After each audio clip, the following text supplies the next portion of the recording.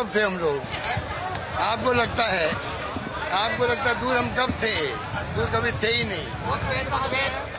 प्रेम मोहब्बत हमेशा बनी रहती है, बनी रहेगी। राजस्थान की सियासी रणभूमि में एक बार फिर तापमान में बदलाव आ गया है। मौका था स्वर्गीय राजेश पायलट की पुण्यतिथि का, लेकिन चर्चा का केंद्र बन गए पूर्व मुख्यमंत्री अशोक गहलोत और सचिन पायलट के बिगड़े रिश्ते, जो इस कार्यक्रम में सुलझते नजर आए। सभा स्थल से बाहर आए पूर्व मुख्यमंत्री अशोक गहलोत के बयान ने सभी को चौंका दिया।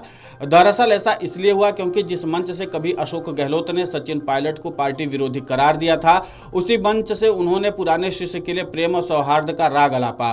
गहलोत ने मीडिया उन खबरों को सिरे से खारिज कर दिया जिसमें उनकी और पायलट की अनबन की खबरें कही जाती रही थी। उन्होंने बड़े नाटकीय अंदाज में कहा, मैं और पायलट कब अलग थे?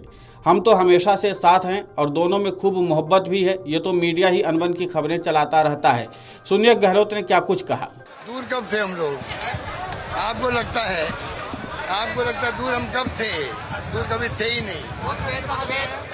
प्रेम मोहब्बत हमेशा बनी रहती है, बनी रहेगी। अशोक गहलोत के इस बयान के बाद कार्यक्रम में मौजूद भीड़ में खुसूर पुसूर शुरू हो गई। लोगों के चेहरे पर एक ही सवाल था कि क्या वाकई दूरियां मिट गई हैं या ये सिर्फ एक सियासी दांव है। जिन अशोक गहलोत ने पायलट को खुलेआम पार्टी विरोधी करार दिया था, वे आज मोहब्बत की बातें कर रहे हैं। गहलोत का यह बयान एक तरफ जहां पायलट के समर्थकों के लिए राहत भरा था, वहीं दूसरी तरफ सियासी दिग्गजों को सोचने पर मजबूर कर गया।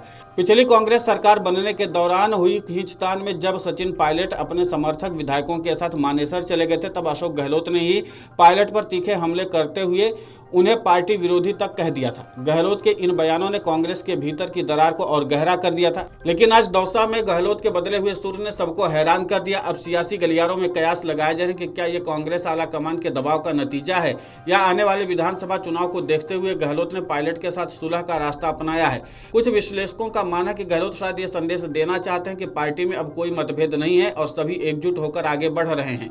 वहीं कुछ का मानना है कि यह सिर्फ एक पॉलिटिकल स्टंट है ताकि सचिन के समर्थक वोटरों को अपनी तरफ खींचा जा सके।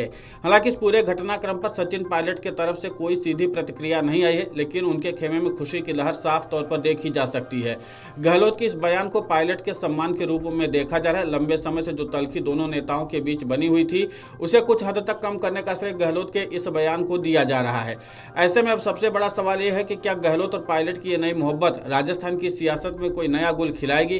क्या दोनों नेता आगामी चुनावों में साथ मिलकर काम करेंगे और कांग्रेस को सत्ता में वापस लाने के लिए एकजुट होकर लड़ेंगे, या ये सिर्फ एक अस्थायी विराम है जिसके बाद फिर से टकराव की स्थिति देखने को मिल सकती है? दौसा से निकले गहलोत की इस प्रेम बाण ने राजस्थान की सियासत में एक नया अध्याय जोड़ दिया है। आने वाले समय में यह देखना दिलचस्प होगा कि क्या यह मोहब्बत वाकई गहरी है या सिर्फ एक सियासी दांव जिसका मकसद सिर्फ वोट बटोरना है। फिलहाल दौसा के इस पुण्यतिथि कार्यक्रम ने सियासी पंडितों को सोचने के लिए मजबूर कर दिया है और जनता के मन में भी कई सवाल छोड़ दिए हैं।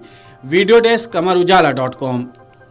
अगर आप ये वीडियो YouTube पर देख रहे हैं तो हमारे चैनल को सब्सक्राइब कर बेल आइकन दबाएं और Facebook पर देख रहे हैं तो हमारे पेज को लाइक करें।